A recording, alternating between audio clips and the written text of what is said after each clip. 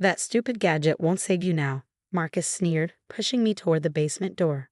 I stumbled, my hand instinctively touching the smartwatch my aunt had given me for my 16th birthday.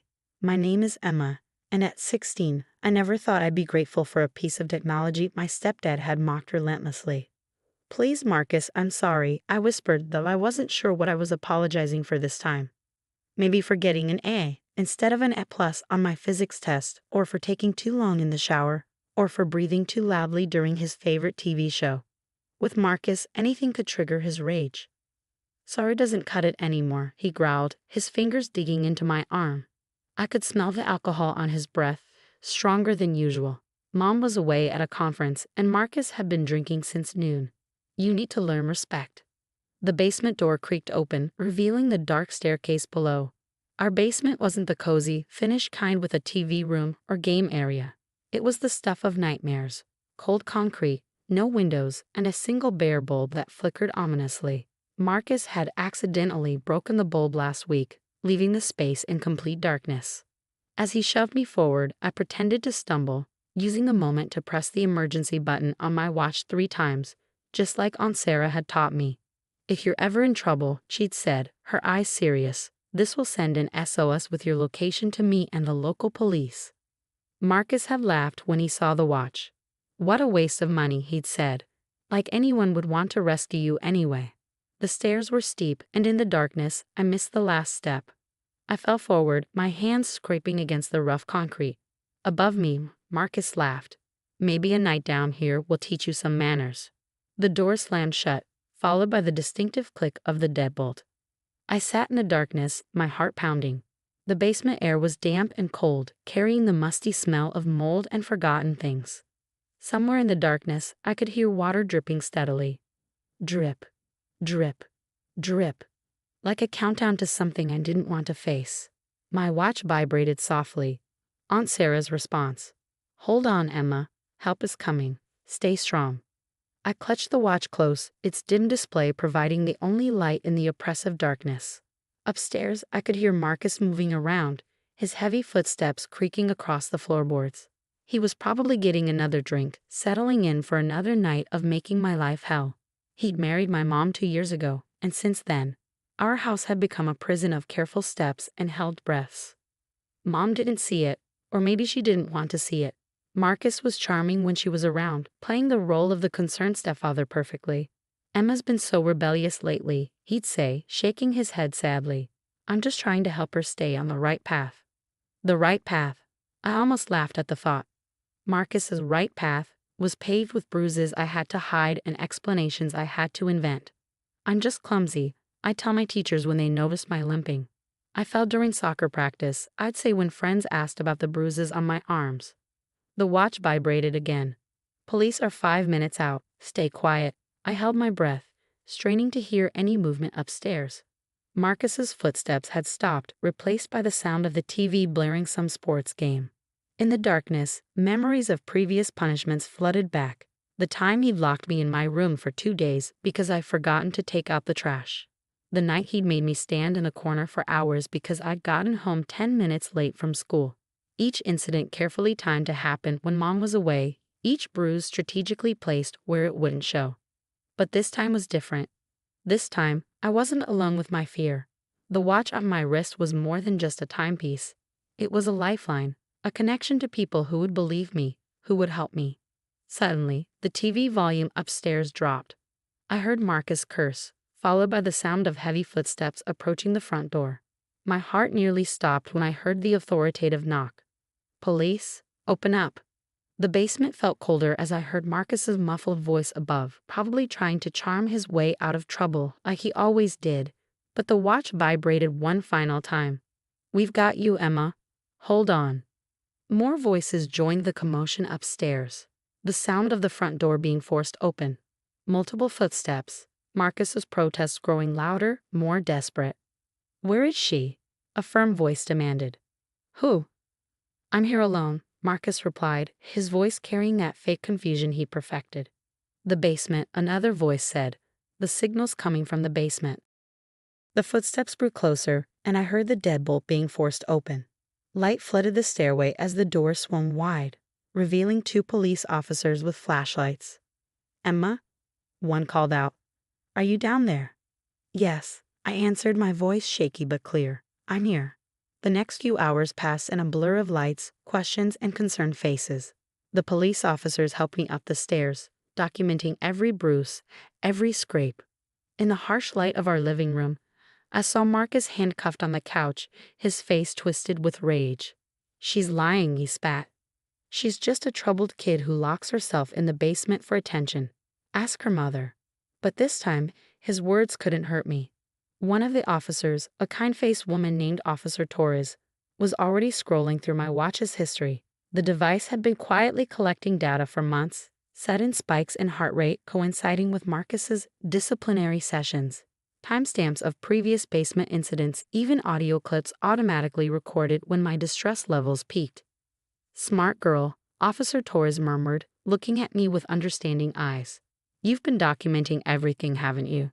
I nodded, thinking of Aunt Sarah's insistence when she gave me the watch. "It's not just for emergencies," she'd said. "It's for truth-telling." The paramedics arrived next, checking me over in the ambulance while Marcus was escorted to a police car. As they treated my scrapes and documented my older injuries, my watch buzzed again. "Aunt Sarah, I'm on my way. You're safe now, sweetheart." "You're so brave." At the hospital, more questions came. Child services arrived, taking detailed notes as I finally let out 2 years of carefully guarded secrets. The nights locked in various rooms, the accidents that weren't accidents, the carefully constructed lies I'd been forced to tell. "Why didn't you tell anyone sooner?" the social worker asked gently. I thought about Mom, about how happy she'd seemed with Marcus at first, how she'd finally smiled again after years of struggling as a single parent. "I didn't want to ruin everything," I whispered, "and I didn't think anyone would believe me." "The evidence on your watch is pretty convincing," Officer Torres said, still reviewing the data. "Multiple incidents of elevated stress patterns, consistent with your timeline of abuse. Audio recordings of threats. Even GPS data showing you confined in various locations around the house." My aunt arrived like a whirlwind of protective energy, wrapping me in a fierce hug that smelled of her familiar lavender perfume. "I knew something was wrong," she said, her voice thick with emotion. "I could feel it every time I visited, but your mother." "Where is Mom?" I asked, suddenly realizing she hadn't been mentioned in all the chaos. "They're trying to reach her at the conference," Aunt Sarah explained, her face hardening slightly. "She's not answering her phone." The hospital decided to keep me overnight for observation, though my injuries weren't severe. Aunt Sarah stayed with me, setting up camp in the uncomfortable hospital chair despite my protests. "I'm not leaving you alone again," she said firmly. "I should have pushed harder when I suspected something was wrong. Should have done more than just give you that watch."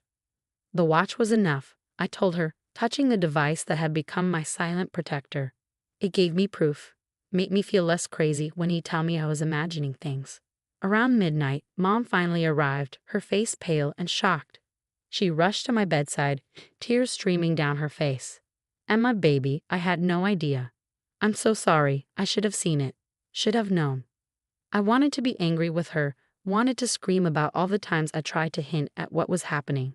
But looking at her devastated face, I saw what Marcus had stolen from both of us. Trust, security, peace in our own home.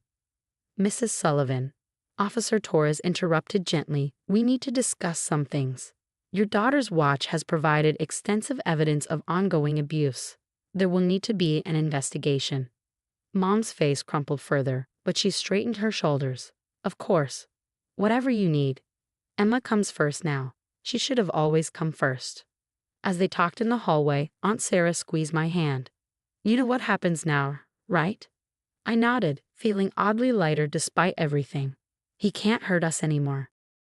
"Not just that," she said, a small smile playing on her lips.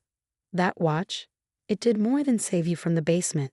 Every piece of evidence it collected, every recording it made, it's building a case that he can't charm his way out of. Your stepdad's going to learn that technology isn't so stupid after all." For the first time in 2 years, I felt myself really smile. Marcus had always been so confident in his ability to manipulate situations, to make people see what he wanted them to see. But he'd underestimated both me and the simple device he'd mocked so often. As I drifted off to sleep that night, my watch buzzed one more time. A message from Officer Torres. Evidence review complete. Arrest warrant formalized. He won't be getting out on bail. You can rest easy now. I closed my eyes, finally feeling safe. Tomorrow would bring more questions, more challenges, more healing to do. But tonight in his hospital room with my aunt's steady presence beside me, I knew one thing for certain. Sometimes the smallest things, like a watch given with love, can break the biggest chains. 6 months later, I sat in a courtroom, my watch still securely fastened to my wrist as Marcus's sentencing hearing began. The past months had been a journey of healing, therapy sessions, and rebuilding trust with Mom. We'd moved in with Aunt Sarah temporarily, our old house holding too many dark memories. The prosecutor had built an airtight case, largely thanks to the evidence from my watch. What Marcus hadn't known was that the device had been systematically backing up everything to a secure cloud server. Every threat, every incident, every time he thought he was being clever, by hurting me where it wouldn't show. It was all there, time-stamped and documented. Your Honor, the prosecutor addressed the judge. The evidence collected from the victim's smartwatch presents a clear pattern of calculated abuse. The defendant didn't just harm Ms. Sullivan physically. He orchestrated a campaign of psychological torture, carefully timed to coincide with her mother's absences. Marcus sat at the defense table, wearing an ill-fitting suit that couldn't hide how prison had already changed him. Gone was the confident swagger, the charming smile that had fooled so many people. He looked small now, defeated. His lawyer had advised him to plead guilty, hoping for leniency. But the judge had seen the complete evidence package, over 2 years of documented abuse, all neatly cataloged by a device that Marcus had repeatedly mocked as stupid and worthless. Mom sat beside me, holding my hand tightly. She'd been through her own healing process, attending therapy sessions and domestic violence support groups. I should have protected you, she'd say often, but I'd learned to respond with what my therapist had taught me. We both survived him. Now we're both getting stronger. The judge's voice brought me back to the present. Mr. Howard, stand for sentencing. Marcus rose slowly, his handcuffs clinking softly. For a moment, our eyes met, and I saw a flicker of the old rage there. But this time, I didn't flinch. I had nothing to fear from him anymore. This court has reviewed extensive evidence of systematic abuse against a minor. The judge began, her voice stern. What makes this case particularly disturbing is the calculated nature of your actions. You deliberately timed your abuse to avoid detection, used psychological manipulation to maintain control, and showed a complete disregard for the physical and emotional well-being of a child in your care. Aunt Sarah squeezed my shoulder supportively as the judge continued. The evidence provided by the victim's smartwatch has given this court an unprecedented look into the pattern of domestic abuse. This technology, which you repeatedly belittled, has become your undoing. The sentence came down hard, 15 years, with no possibility of parole for at least 10. As Marcus was led away, he turned one last time, his face twisted with hatred. But his expression changed to confusion when he saw me smiling.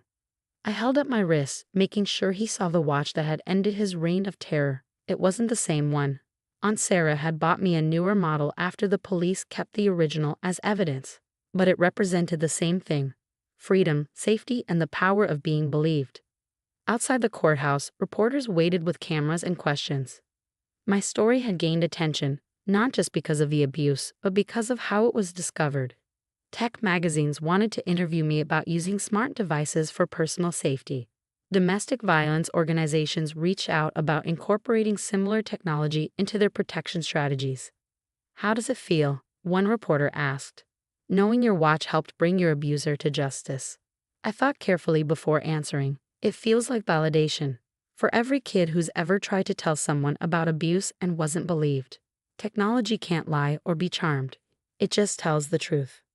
Mom and I moved into our own apartment a month after the sentencing. It's a small place, but it's ours, filled with sunlight and new memories.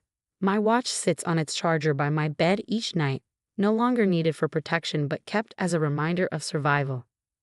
I started a blog about my experience helping other teenagers understand how technology can be used for safety. Sometimes I get messages from kids in similar situations, and I always tell them the same thing: document everything. Truth has power, and nowadays, we have more ways than ever to prove it. Last week, I received a letter from Officer Torres. She's been using my case as a training example for other officers, teaching them about modern tools for detecting domestic abuse. Your story has already helped save 3 other kids, she wrote. Your courage didn't just save yourself. As I sit here now, wearing my watch and writing this story, I think about how Marcus never understood what real strength looks like. He thought power came from fear and control. But real power, it comes from survival, from speaking truth, from using whatever tools you have to fight back. My watch shows 3:47 p.m. It's just a normal Tuesday afternoon now. No fear, no hiding, no holding my breath when I hear footsteps. Just the quiet tick of time moving forward, marking each moment of freedom I've earned, 1 second at a time.